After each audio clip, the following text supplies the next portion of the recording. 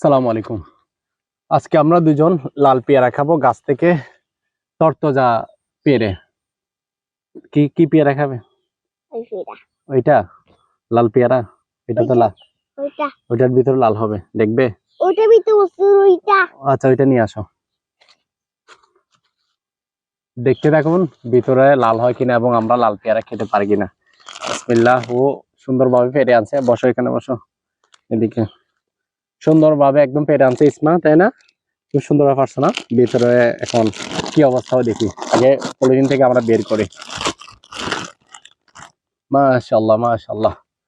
উপরে একটি হলুদ কালার চলে আসছে, অর্থাৎ হলুদের আবরণ বোঝা যাচ্ছে।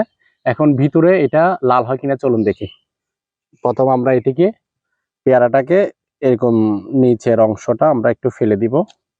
তারপর হচ্ছে মাশাআল্লাহ নিচের অংশটা এখানে এরকম একটি ছোট করে সাইজ করে ফালানোর পরে দেখুন লালের একটি আবরণ চলে এসেছে আলোর মধ্যে। মাশাআল্লাহ মাশাআল্লাহ।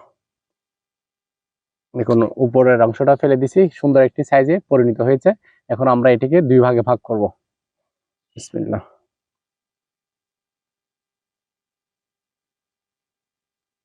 মাশাআল্লাহ মাশাআল্লাহ। আমি আপনাদেরকে দেখে, দেখুন কি সুন্দরভাবে কালার এসেছে, লাল একদম।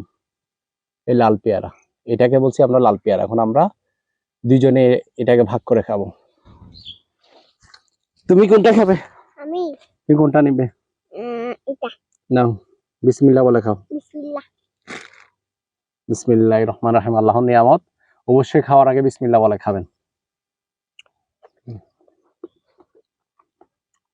কিরকম মিষ্টি? কিরকম বলো? মজা আছে? মাশাআল্লাহ, সত্যি অতুলনীয়।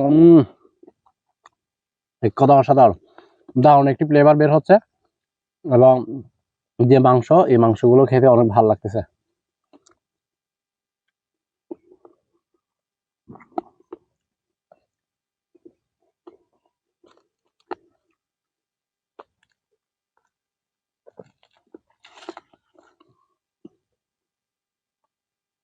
আমাদের পেয়ারা খাওয়া শেষ, আমরা এখন আমাদের চলে যাওয়ার পালা।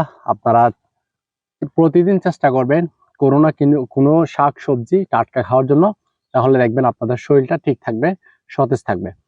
সবাই ভালো থাকবেন। আল্লাহ হাফেজ।